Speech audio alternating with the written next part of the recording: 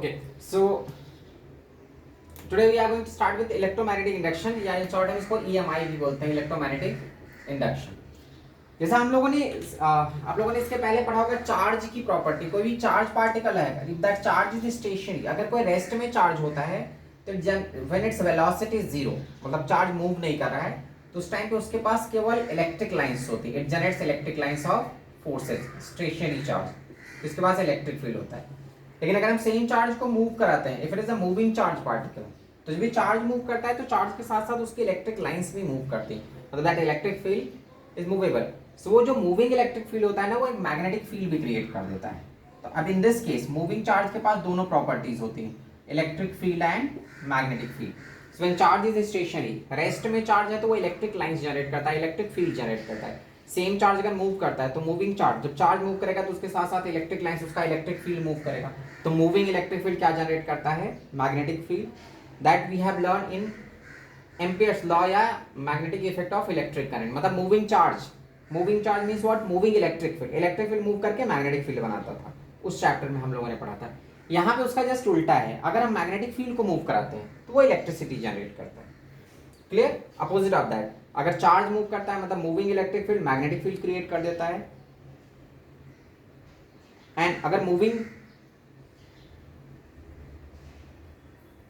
Electric field magnetic field generate करता है, अगर मूविंग मैग्नेटिक फील्ड हो, तो इस चैप्टर में हम जो पढ़ने वाले हैं when magnetic field is variable, अगर मैग्नेटिक फील्ड मूव करता है, कोई मैग्नेट हम मूव कराते हैं या मैग्नेट रोटेट कराते हैं, तो it is going to generate electricity या electric field. So that is what concept of electromagnetic induction. मतलब हम इस चैप्टर में हम मैग्नेटिक फ्लक्स को चेंज करके या मैग्नेटिक फील्ड को वेरी करके इलेक्ट्रिसिटी इंड्यूस करेंगे। तो पहला इसमें फर्स्ट टर्म हमारा magnetic flux. Magnetic flux is represented by five. Flux means what? जैसे हमारा होता है ना फ्लैश ऑफ लाइट, कोई टॉर्च जलाओ तो टॉर्च क्या होता है? लाइंस। जैसे यहाँ पे मान लो हमारे पास एक टॉर्च है तो इससे लाइट अगर निकलती है ऐसा, that is what flash of light हम बोलते हैं ना, लाइट का फ्लैश आ रहा है। सो सिमिलर वे में अगर कहीं से किसी एक यूनिट लूप से या एक यूनिट एरिया से मैग्नेटिक लाइंस जाती है, उसी को बोलते हैं magnetic flux.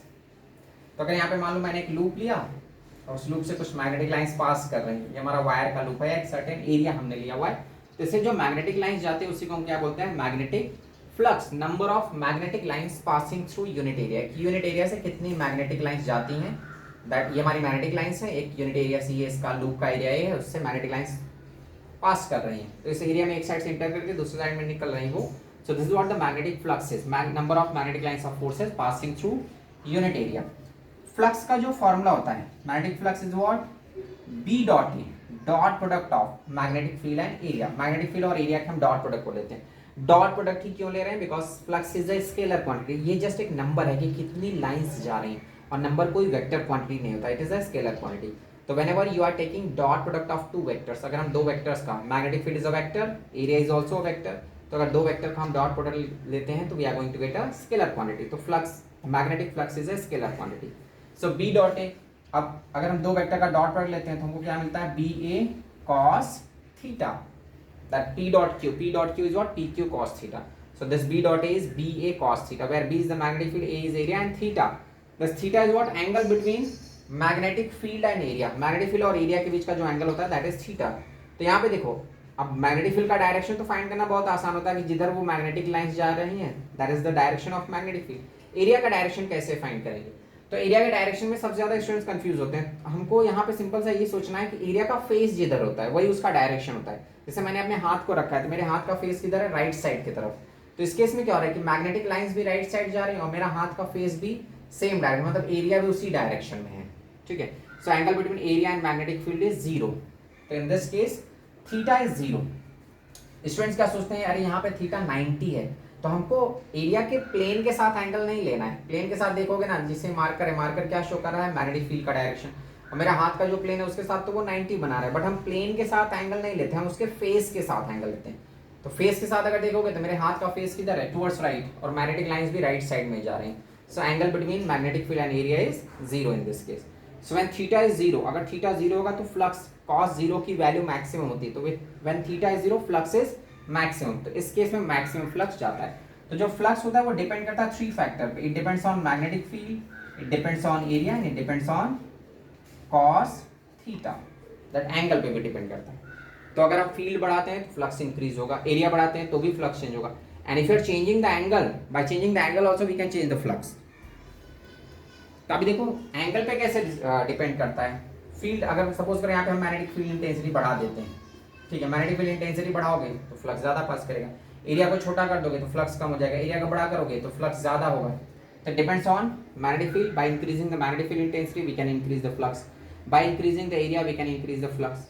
Third factor is what, angle. By increasing the angle, अगर हम एंगल को sorry by changing the angle को चेंज करते हैं then also flux is affected. अब फ्लक्स देखो एंगल पे कैसे चेंज डिपेंड करता है। मान लो यहाँ पे मैग्नेटिक फील्ड है, ये मैग्नेटिक लाइंस है, मैंने एक लूप लिया यहाँ पे ऐसा। पहले केस में देखो मैग्नेटिक फील्ड ये है और इसका एंगल भी, एरिया भी उसी डायरेक्शन में। So in the first case angle between magnetic field and area is zero. तो फ्लक्स देखो मैक्स यहाँ पे मैक्सिमम फ्लक्स जा रहा है इस टाइप से। यहाँ पे मान लो मैग्नेटिक लाइंस ऐसे हैं और इंटेंसिटी मैं बढ़ा दे रहा हूँ this way, clear. In the first case the angle between magnetic field and area is what, 0 degree. तो मैक्सिमम फ्लक्स पास कर रहा है। अब अगर इसको मैं थोड़ा सा चेंज करता हूँ, ऐसे टर्न कर रहा हूँ दिस वे, उस लूप को मैंने थोड़ा रोटेट कर दिया। तो जब लूप को रोटेट करेंगे तो अब देखो इसका एरिया इस डायरेक्शन में है, मतलब जिधर उसका मुंह है, जिधर फेस है वही एरिया है, और मैग्नेटिक लाइंस ऐसे हैं। तब देखो उनके बीच में एक एंगल आ रहा है विच इज लेस देन 90, कुछ एंगल बन रहा है यहाँ पे, तो फ्लक्स भी डिक्रीज कर गया। यहाँ पे देखो मैक्सिमम फ्लक्स पास करा था, maximum number of magnetic lines are passing through this loop. In this case loop का एरिया मैंने चेंज नहीं किया, मैग्नेटिक फील्ड भी नहीं चेंज किया, बट मैंने चेंज क्या कर दिया, एंगल। तो जब यहाँ पे देखो कुछ 3 लाइन्स ही जा रही हैं तो मैंने एंगल डिस्टर्ब किया तो फ्लक्स डिस्टर्ब हो गया। अगर इस लूप को मैं ऐसे रख देता हूँ दिस वे, अब इस केस में क्या होगा, इसका एरिया का डायरेक्शन, इसका फेस इधर है और magnetic lines is in this direction. So now in this case area and magnetic field both are perpendicular, 90 degree बन रहा है एरिया में और मैग्नेटिक फील्ड में। तो देख रहे हो ना इस लूप में एक भी लाइंस जा ही नहीं रही, एक भी लाइंस ऐसी नहीं है जो उस लूप के अंदर से क्रॉस करके बाहर निकल रही हो। तो यहाँ पे फ्लक्स 0 हो गया बिकॉज एंगल बिटवीन इसका फेस इधर है, एरिया और मैग्नेटिक फील्ड में एंगल कितना है, 90। So when angle between magnetic field and area is 90 degree, flux is 0। In this case flux 0 हो गया। तो जो हमारा फ्लक्स का फॉर्मूला होता है, magnetic flux is what, BA cos theta. इस केस में थीटा 0 था, फ्लक्स इज मैक्सिमम। यहाँ पे कुछ थीटा एंगल बन रहा है जिससे फ्लक्स डिस्टर्ब हो गया। यहाँ पे थीटा 90 है, मैग्नेटिक फील्ड और एरिया, तो एरिया और मैग्नेटिक फील्ड में एंगल 90 डिग्री है, दैट्स व्हाई फ्लक्स इज 0। यहाँ पे फ्लक्स, अब cos 90 अगर हम पुट करते हैं तो cos 90 0 होता है, तो फ्लक्स भी 0 हो गया। तो in this case when angle is 0 flux is maximum, in this case when angle is 90 flux is 0। तो इस केस में फ्लक्स नहीं है, मैग्नेटिक लाइंस पास ही नहीं कर रहे हैं उस लूप के क्रॉस। तो this what the magnetic flux. तो ये तो चलो हमारा एक बेसिक टर्म था, इसको हम यूज करेंगे फैराडेज लॉ में। तो फैराडेज एक्सपेरिमेंट जो मेन इस चैप्टर का हमारा कॉन्सेप्ट है कि हम by changing the magnetic flux according to Faraday's law, अगर हम कहीं पे भी मैग्नेटिक फ्लक्स किसी भी एक लूप में मैग्नेटिक फ्लक्स चेंज करते हैं तो वो इलेक्ट्रिसिटी डिस्टर्ब जनरेट करता है। जैसे मान लो हम एक लूप लेते हैं फैराडेज एक्सपेरिमेंट, यहाँ पे एक वायर का लूप लिया, उसमें से एक बल्ब कनेक्ट कर दिया, उसके पास में मैंने एक मैग्नेट रख दिया, ठीक। तो अगर मैं मैग्नेट रखता हूँ, ये मैग्नेट रेस्ट में है, मतलब ये मैग्नेट मूव नहीं कर रहा, दिस मैग्नेट इज स्टेशनरी। तो अगर एक मैग्नेट रेस्ट में है, देयर इज अ लूप, इस मैग्नेट की मैग्नेटिक लाइंस ऐसे जाएंगी, magnetic lines are passing like this. तो इस लूप के क्रॉस थोड़ा फ्लक्स पास कर रहा है, मैग्नेटिक लाइंस पास कर रहा है, यहाँ पे फ्लक्स है, ठीक है। तो यहाँ से फ्लक्स पास कर रहा है, फैराडेज एक्सपेरिमेंट है ये। तो फैराडे ने क्या किया, एक लूप लिया, उस लूप से बल्ब को कनेक्ट कर दिया। बल्ब को क्यों कनेक्ट किया हुआ है कि अगर उस वायर में करंट आएगा, उस वायर में वोल्टेज डेवलप होगा तो बल्ब ग्लो करेगा, क्लियर। हमको मालूम होना चाहिए कब इलेक्ट्रिसिटी जनरेट हुई कब नहीं। तो पहले केस में हमने क्या किया, मैग्नेट को स्टेशनरी रखा, when this magnet is at rest, ये बल्ब ग्लो ही नहीं करता, मतलब बल्ब जला ही नहीं। तो यहाँ पे क्या हुआ, फ्लक्स तो है, certain number of magnetic lines are passing through this loop, इस लूप से नंबर ऑफ लाइंस जा रही हैं, फ्लक्स भी है वहां पे, फील्ड भी है, इस लूप के क्रॉस फील्ड भी है, बट प्रॉब्लम क्या है, वो फील्ड चेंज नहीं हो रहा है, ठीक है। तो ये फ्लक्स कांस्टेंट है, जो भी नंबर ऑफ लाइंस हैं वो चेंज नहीं हो रहे। अगर यहाँ पे 7 लाइंस हैं तो 7 लाइंस मेंटेन है, कांस्टेंट है। तो फ्लक्स है, मैग्नेटिक फील्ड भी है, लेकिन उस फ्लक्स में कोई वेरिएशन नहीं है। तो जब वेरिएशन नहीं है तो ये बल्ब नहीं ग्लो कर रहा है, मतलब मैग्नेटिक फील्ड के होने से इलेक्ट्रिसिटी नहीं जनरेट होती, मैग्नेटिक फील्ड चेंज होना चाहिए, या मैग्नेटिक फ्लक्स के होने से इलेक्ट्रिसिटी नहीं जनरेट होगा, मैग्नेटिक फ्लक्स चेंज होना चाहिए। तो इस केस में क्या हुआ है, बल्ब ग्लो ही नहीं किया। सेकेंड केस, अगर मान लो हम इसी मैग्नेट को पास में ले जाते हैं, उस कॉइल की तरफ मूव कराते हैं, this one north south, this magnet is moving towards the coil, ये हमारा बल्ब है, ये मैग्नेट कॉइल की तरफ जा रहा है। तो जब ये मैग्नेट कॉइल की तरफ जाएगा तो सपोज स्टार्टिंग में वो दूर था, मैग्नेट यहाँ पे है, तो अगर मैग्नेट दूर है तो इससे कुछ ही लाइंस जाएंगी, ओनली फ्यू, यहाँ पे बिकॉज रिमेनिंग लाइंस तो बाहर निकल जाएंगी। तो यहाँ से मतलब initially magnet is away from that coil, coil से बहुत दूर है मैग्नेट, तो यहाँ पे ठीक है फ्लक्स जा रहा है, दो लाइंस यहाँ से पास कर रही है। अब here this magnet is not stationary, ये रेस्ट में नहीं, ये मैग्नेट धीरे धीरे क्लोज आ रहा है उस कॉइल के। तो जब ये क्लोज आएगा थोड़े टाइम बाद ये क्लोज पहुंच जाएगा, जब क्लोज पहुंच जाएगा तो यहाँ पे देखो जो फ्लक्स है ज्यादा से ज्यादा मैग्नेटिक लाइंस उस कॉइल से पास करेंगी इस वे में। So here when that magnet is moving towards the coil, जब मैग्नेट कॉइल की तरफ जा रहा है तो यहाँ पे फ्लक्स इंक्रीज कर गया, जो मैग्नेटिक लाइन है वो बढ़ गई। तो जब फ्लक्स इंक्रीज करता है ना तो ये बल्ब ग्लो करने लगता है, ये बल्ब जलने लगा, मतलब यहाँ पे फ्लक्स चेंज हुआ। when you are bringing this magnet closer to the coil, इस कॉइल के अगर हम पास में लाते हैं तो ये ग्लो कर रहा है, बल्ब ग्लो कर रहा है। It means that electricity is generated, EMF is induced, यहाँ पे इलेक्ट्रिक वोल्टेज डेवलप हो गया, उस वायर में करंट भी फ्लो कर रहा है। तो करंट क्यों डेवलप हुआ यहाँ पे? Because of motion of this magnet, ये मैग्नेट मूव किया, by moving the magnet we can change the flux. यहाँ पे हम फ्लक्स को बढ़ा रहे हैं, फ्लक्स बढ़ रहा है तो इलेक्ट्रिसिटी जनरेट हो गई। मतलब हमको यहाँ से एक चीज तो क्लियर हो गया कि फ्लक्स चेंज होना चाहिए। फ्लक्स अगर कांस्टेंट है, फर्स्ट केस में क्या था, फ्लक्स तो था बट वो फ्लक्स वेरी नहीं कर रहा है, फ्लक्स कांस्टेंट था, तो कांस्टेंट फ्लक्स का मतलब कोई ईएमएफ इंड्यूस नहीं करेगा। यहाँ पे फ्लक्स वेरी किया, फ्लक्स इंक्रीज कर गया, मैग्नेटिक लाइंस पहले दो ही लाइंस थी, अभी ज्यादा से ज्यादा लाइंस जा रही हैं, तो व्हेन फ्लक्स इंक्रीजेस ये बल्ब ग्लो कर रहा है। That is what Faraday's law, कि whenever there is a change in flux, किसी भी लूप के क्रॉस अगर हम फ्लक्स को चेंज करते हैं तो इलेक्ट्रिसिटी जनरेट हो जाती है। हाँ, फ्लक्स चेंज होना चाहिए, जरूरी नहीं वो बढ़े, वो घट भी सकता है। either you are increasing the flux or you are decreasing the flux, in both the cases EMF is induced। अब देखो नेक्स्ट केस में हम क्या कर रहे हैं, फ्लक्स को कम करते हैं। अगर मान लो इस मैग्नेट को मैं दूर ले जाऊं तो भी कोई प्रॉब्लम नहीं, बल्ब ग्लो करेगा। ये हमारा बल्ब है, यहाँ पे मैग्नेट है नॉर्थ साउथ, तो ये एकदम पहले पास में था, बाद में मैं इसको दूर ले जा रहा हूँ, this magnet is moving away from the coil. तो यहाँ पे पास में तो maximum number of magnetic lines are passing through this loop, इस लूप में मैक्सिमम लाइंस जा रही हैं। अब ये दूर गया दिस वे, तो इस केस में क्या होगा, ये बल्ब ग्लो करने लगेगा फिर से। तो कोई प्रॉब्लम नहीं, ऐसा नहीं स्टूडेंट को इमोशनल नहीं हो जाना है कि फ्लक्स बढ़ाना ही है हमको, चाहे फ्लक्स बढ़ाओ या घटाओ, कुछ भी करके चेंज करो भाई। फ्लक्स अगर चेंज हुआ तो इलेक्ट्रिसिटी इंड्यूस हो जाएगी। तो in this case this magnet is moving away from the coil, इस कॉइल से मैग्नेट दूर जा रहा है, तो here when it is moving away from the coil flux decreases, when flux decreases in that case also EMF is induced. So that is what Faraday's law is. According to Faraday's law, अगर हम magnet को move कराएंगे किसी coil के cross, magnet move करेगा तो electricity generate होगी। वही हमारा कॉन्सेप्ट का इलेक्ट्रोमैग्नेटिक इंडक्शन। जो हमारा पावर प्लांट होता है वहाँ पे देखते हो डैम में हम बहुत सारा वाटर कलेक्ट करके रखते हैं, तो वो वहाँ पे भी क्या होता है, जो पावर प्लांट में बिजली बनती है वो ऊपर से पानी, जो डैम में कलेक्टेड वाटर रहता है वो नीचे गिरता है। मान लो यहाँ पे बड़ा सा डैम है जिसमें पानी पूरा कलेक्ट हुआ है, इधर हमारा पावर प्लांट है। अब पावर प्लांट में क्या रहता है, एक मैग्नेट, मतलब यहाँ पे बेसिकली एक टरबाइन है, टरबाइन रहता है, उस टरबाइन पे पानी गिरता है। जब टरबाइन पे पानी गिरता है तो टरबाइन रोटेट करने लगता है, उसके साथ एक मैग्नेट कनेक्टेड रहता है। तो जब टरबाइन रोटेट करेगा तो मैग्नेट रोटेट करेगा, bye rotating that magnet electricity is generated. तो जब तक मैग्नेट रेस्ट में रहेगा इलेक्ट्रिसिटी नहीं बनेगी, जब वो मैग्नेट रोटेट करेगा, when that magnet is rotating, so rotating magnet क्या करेगा, फ्लक्स को डिस्टर्ब करेगा, फ्लक्स को चेंज करेगा। जब फ्लक्स चेंज होगा इलेक्ट्रिसिटी इंड्यूस हो जाती है, इलेक्ट्रिसिटी डेवलप हो जाती है। तो जो हम डैम में वाटर कलेक्ट करके रखते हैं तो पानी के अंदर बिजली नहीं रहती, पानी ऐसा नहीं पानी इकट्ठा कर लिया तो बिजली बना लिया उससे, पानी के अंदर बिजली नहीं है। हम वाटर का यूज क्या करें, उस वाटर से टरबाइन को रोटेट करें। जब वो टरबाइन रोटेट करेगा तो मैग्नेट रोटेट करेगा, मैग्नेट रोटेट करेगा तो इलेक्ट्रिसिटी इज इंड्यूस्ड। अब तुम कोयले से भी बिजली बनाते हैं तो इसका मतलब थोड़ी ना कोयले के अंदर बिजली है, वो कोयले को जला के हम यूज क्या कर रहे हैं, टरबाइन को घुमाने के लिए, मैग्नेट को घुमाने के लिए। हम कोयला जला के मैग्नेट घुमाएंगे तो इलेक्ट्रिसिटी आएगी। न्यूक्लियर पावर प्लांट है, उसमें क्या होगा, न्यूक्लियर एनर्जी से हम मैग्नेट को रोटेट करते हैं। तो ऐसा नहीं न्यूक्लियर के अंदर इलेक्ट्रिसिटी है, इलेक्ट्रिसिटी कहाँ पे है, मैग्नेट घूमने पे। तो हम न्यूक्लियर एनर्जी से मैग्नेट को रोटेट करते हैं, when that magnet rotates EMF is induced, electricity is induced. तो फैराडेज लॉ क्या है कि whenever you are changing the flux, कैसे भी करके किसी भी वे से तुम फ्लक्स हो, तुम हाथ से मैग्नेट को घुमाओ, ठीक है, कोई बैठ के हाथ से ही मैग्नेट को घुमा रहा है तो भी इलेक्ट्रिसिटी इंड्यूस होगी। मतलब मैग्नेट को घुमाना है, क्यों रोटेट करना है, मैग्नेट स्टेशनरी रहेगा तो इलेक्ट्रिसिटी नहीं आएगा, मैग्नेट मूव करेगा तो ही इलेक्ट्रिसिटी इंड्यूस होगी। ऐसा नहीं कि ले आके घर में मैग्नेट रख दिया तो इलेक्ट्रिसिटी बनने लगी, ऐसा नहीं, वो मैग्नेट को रोटेट करना होता है। So whenever we are changing the flux, कैसे भी करके, if you are changing the magnetic flux EMF is induced. Magnet रख दोगे ले आके तो उससे इलेक्ट्रिसिटी नहीं बन जाएगी, उस मैग्नेट को घुमाना पड़ेगा। अब हवा में नहीं घुमाना कि ऐसे हवा में घुमाएंगे तो इलेक्ट्रिसिटी, तो प्रॉपर एक अरेंजमेंट होता है, प्रॉपर एक लूप के क्रॉस फ्लक्स हम चेंज करते हैं तो हम इलेक्ट्रिसिटी, ऐसा नहीं कि मार्केट से एक मैग्नेट खरीद लिया और हाथ में बैठ के घुमा रहे हो चौराहे पे बैठ के तो इलेक्ट्रिसिटी आएगी, तो इससे इलेक्ट्रिसिटी नहीं आती।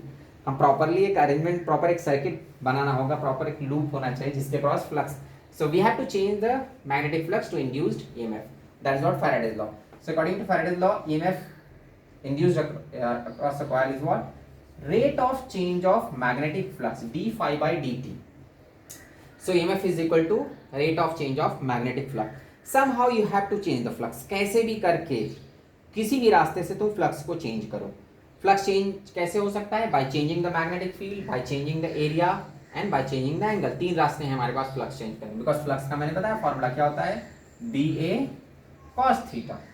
तो तीन रास्ते हैं हमारे पास, या तो मैग्नेटिक फील्ड को चेंज करो, फ्लक्स चेंज हो जाएगा, इलेक्ट्रिसिटी आने लगेगी, या फिर एरिया को चेंज करो, फ्लक्स चेंज हो जाएगा, इलेक्ट्रिसिटी आने लगेगी, और you can change the angle, by changing the angle also we can change the flux, so EMF is induced. तो according to Faraday's law, EMF is equal to what? d phi by dt, rate of change of magnetic flux।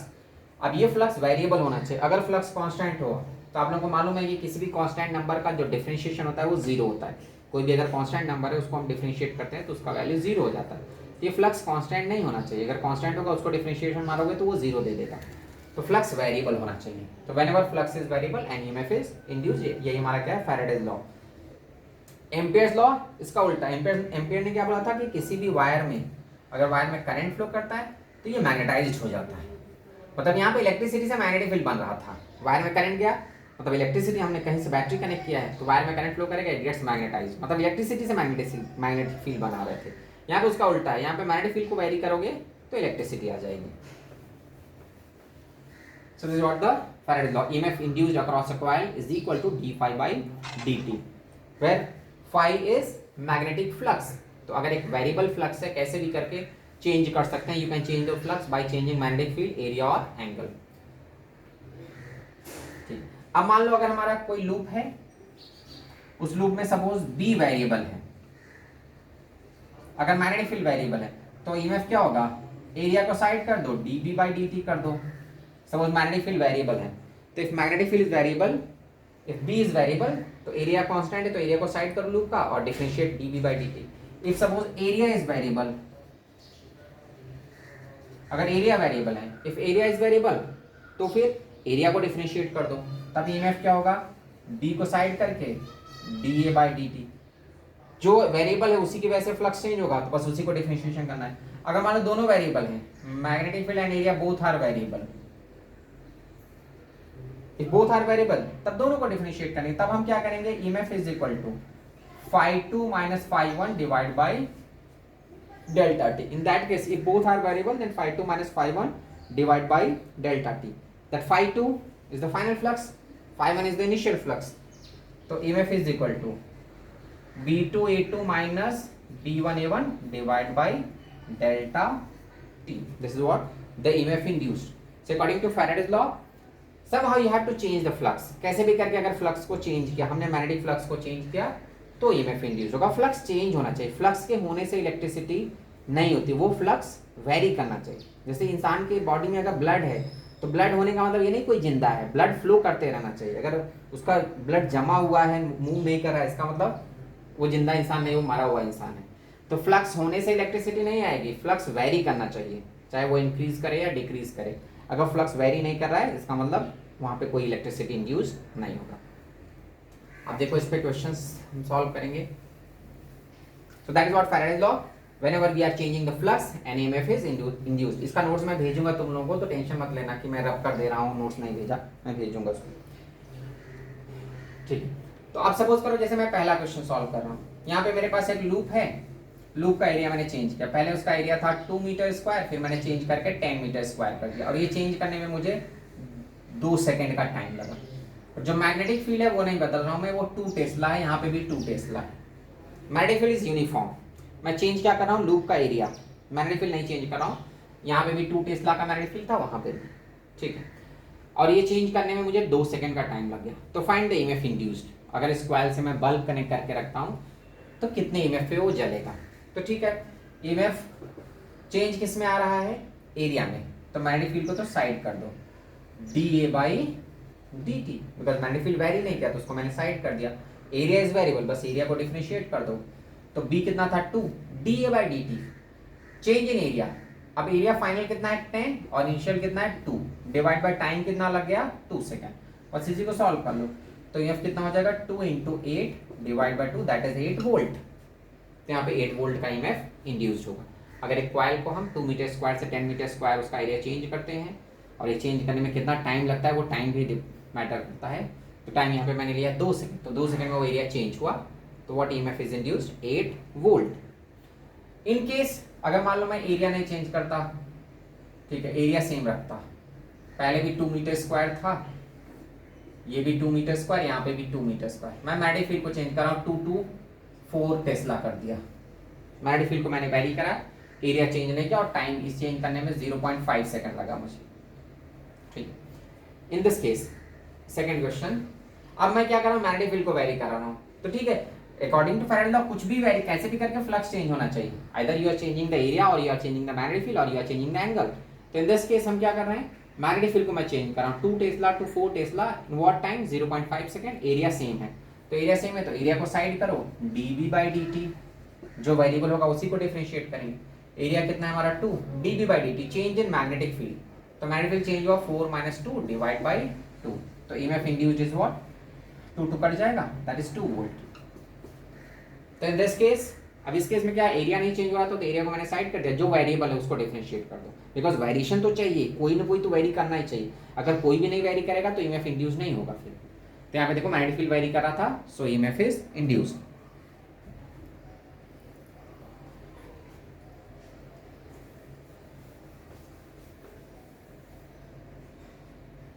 If suppose third के phi का expression, flux का expression दिया हुआ है 2t square plus 4t, ऐसा दिया हुआ है, मतलब फाई इटसेल्फ इज वेरिएबल, देख के मालूम चला टाइम है, मतलब टाइम के अकॉर्डिंग फ्लक्स वेरी करेगा। तो find the EMF at t is equal to 2 second, 2 second पे कितना ईएमएफ इंड्यूस करेगा ये। तो देखो फ्लक्स का देख के मालूम चल रहा है, अगर मान लो जैसे ये 2 लेता मैं, तो इसका मतलब वो फ्लक्स कांस्टेंट रहता। सपोज फाई की वैल्यू ऐसा दिया रहता 20, it mean that flux is constant, तो कांस्टेंट फ्लक्स ईएमएफ इंड्यूस नहीं करेगा।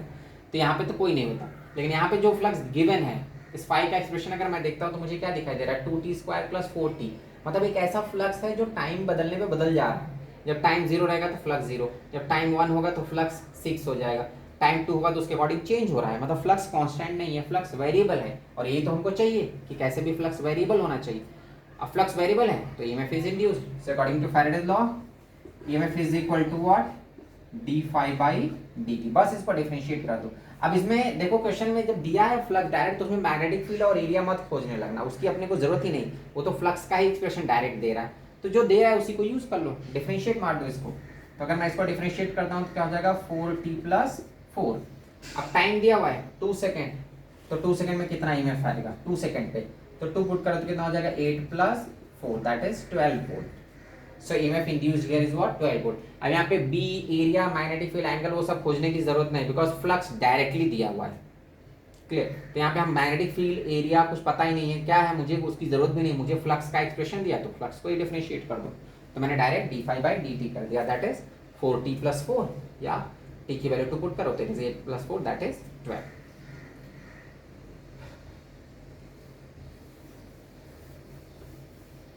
चलो नेक्स्ट क्वेश्चन, मान लो हमको एरिया दिया हुआ है 10 मीटर स्क्वायर और मैग्नेटिक फील्ड दिया है t square plus 1, this way it is given.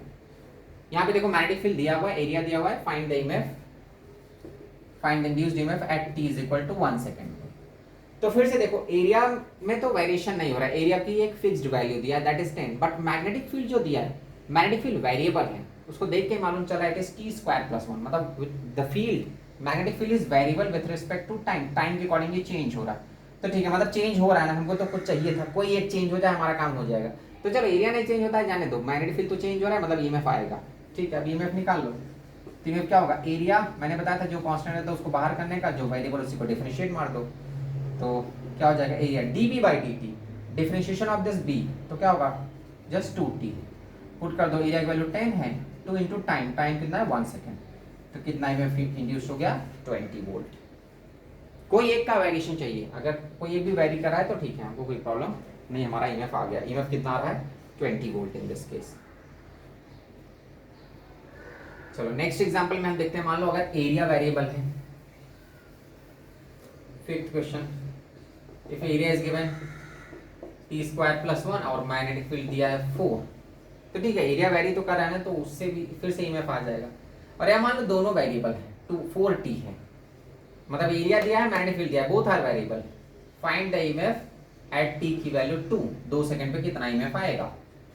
So see here area is variable, magnetic field is variable, मतलब एरिया में भी टाइम का एक्सप्रेशन आ रहा है, मतलब टाइम के साथ एरिया बदल जाएगा, मैग्नेटिक फील्ड में भी टाइम आ रहा है, मतलब टाइम के साथ मैग्नेटिक फील्ड भी बदल जाएगा। तो हमको फाइंड करना है ईएमएफ। अब ईएमएफ के लिए क्या करो, पहले फ्लक्स निकाल लो। फ्लक्स क्या हो जाता है, B dot A, magnetic field हमारा कितना है 4t और एरिया कितना है टी स्क्वायर प्लस 1, तो फ्लक्स हमारा क्या आ जाएगा, मल्टीप्लाई कर दो 4t cube plus 40, this is what flux का एक्सप्रेशन, ये हमारा फ्लक्स आ गया। अब फ्लक्स आ गया तो ईएमएफ निकालने के लिए बस इसी को डिफरेंशिएट कर दो, d phi by d t, differentiate मारेंगे तो क्या होगा 4 3 12 टी स्क्वायर प्लस 4, ये डिफरेंशिएशन आ गया। टाइम दिया है 2 सेकंड, टी की जगह 2 पुट कर दो, तो EMF is equal to 12 into 2 का square that is 4 plus 4 that is 48 plus 4 52 volt. So in this case both are variable, area and magnetic field both are variable. This is find the flux and differentiate it.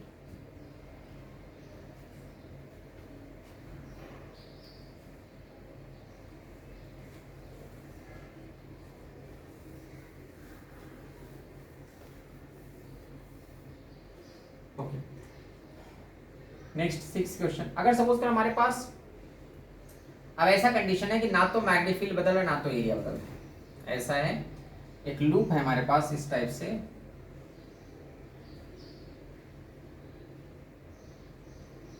there is a coil, जिसका area ये है और यहाँ पे magnetic field B है, area की value मान लो 4 मीटर स्क्वायर और मैग्नेटिक फील्ड 2 टेस्ला है। In this case there is a coil of area 4 metre square, magnetic field 2 tesla, और ये coil रोटेट कर रहा है विथ एंगुलर वेलोसिटी ओमेगा, ये ओमेगा से रोटेट कर रहा है, this omega is angular velocity जो आप लोगों ने सर्कुलर मोशन में पढ़ा है, एंगुलर वेलोसिटी, ये ओमेगा एंगुलर वेलोसिटी से कॉइल घूम रहा है, समझो एक मैग्नेट है जो घूम रहा है ओमेगा एंगुलर वेलोसिटी से। तो अब इस केस में क्या हो रहा है कि एरिया नहीं बदल रहा है, मैग्नेटिक फील्ड भी नहीं चेंज हो रहा है, ठीक है, इसका एरिया नहीं चेंज हो रहा है, जब ये रोटेट करेगा ना तो इसका एरिया नहीं चेंज होगा। Magnetic field it is a uniform, यहाँ पे जो हमारा है वो एक यूनिफॉर्म मैग्नेटिक फील्ड है, तो मैग्नेटिक फील्ड भी वेरी नहीं कर रहा। वेरी क्या कर रहा है इन दिस केस, जब ये रोटेट करेगा ना तो एंगल चेंज होगा, बस, ना तो मैग्नेटिक फील्ड वेरी कर रहा है ना तो एरिया वेरी कर रहा है, वेरी क्या कर रहा है एंगल।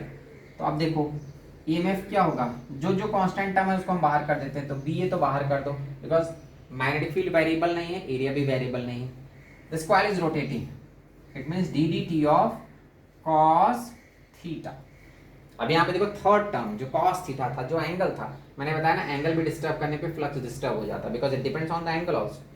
तो यहाँ पे फ्लक्स में मैग्नेटिक फील्ड और एरिया नहीं चेंज हो रहा है, चेंज क्या हो रहा है एंगल, तो हम इसी कॉस थीटा को डिफरेंशिएट करेंगे। अब देखो थीटा की जगह हम क्या लिख सकते हैं omega T, because angular velocity क्या होता है थीटा बाई टी, तो in place of theta what you can put omega T, बस इसी को डिफरेंशिएट मार दो, तो ईएमएफ क्या हो जाएगा B A derivative of cos omega t, तो कॉस ओमेगा टी का डिफरेंशिएशन क्या होता है minus sine omega t into omega. अब यहाँ पे आ जाएगा ईएमएफ क्या आ जाएगा B omega sine omega, this is what the expression of EMF, ये ईएमएफ का एक्सप्रेशन है जो वोल्टेज आया। अब ये वोल्टेज कांस्टेंट नहीं है, जो इसके घूमने से इसके रोटेट करने से जो ईएमएफ आएगा ना वो वेरिएबल होगा, जैसे जैसे टाइम चेंज होगा, बिकॉज कभी ऐसा आएगा कि एंगल 0 बनेगा तो पूरा वोल्टेज 0 हो जाएगा, कभी ऐसा टाइम आएगा जब एंगल 90 बनेगा तो उस टाइम पे फ्लक्स मैक्सिमम, मतलब सॉरी जो ईएमएफ होगा वो मैक्सिमम होगा। तो ये जो ईएमएफ आ रहा है ना B A omega sine omega T, ये कोई फिक्स्ड वैल्यू नहीं है, जब कॉइल रोटेट करता है तो उससे जो इलेक्ट्रिसिटी जनरेट होती है वो एक कांस्टेंट वैल्यू नहीं रहती, वो एक वेरिएबल वैल्यू होता है, वो हमेशा टाइम के साथ चेंज होता जाता है। तो अगर हम कॉइल को रोटेट करके इलेक्ट्रिसिटी इंड्यूस करते हैं, इलेक्ट्रिसिटी डेवलप करते हैं, तो वो एक वेरिएबल इलेक्ट्रिसिटी देता है, फिक्स्ड वैल्यू नहीं देता। ऐसा नहीं देगा कि 20 वोल्ट 10 वोल्ट की 10 कांस्टेंट वोल्ट दे रहा है या 20 वोल्ट दे रहा है, बिकॉज कॉइल इज रोटेटिंग ना, हमेशा उसका एंगल बदलता जाएगा, एंगल बदलेगा तो फ्लक्स चेंज होता जाएगा, तो एक वेरिएबल ईएमएफ आता है, कांस्टेंट ईएमएफ नहीं रहता इन दिस केस में। दैट्स व्हाई यहाँ पे देखो ये साइन का फंक्शन है, वेव के जैसा आएगा, कांस्टेंट नहीं आएगा। तो here EMF induced is what B A omega sine omega T.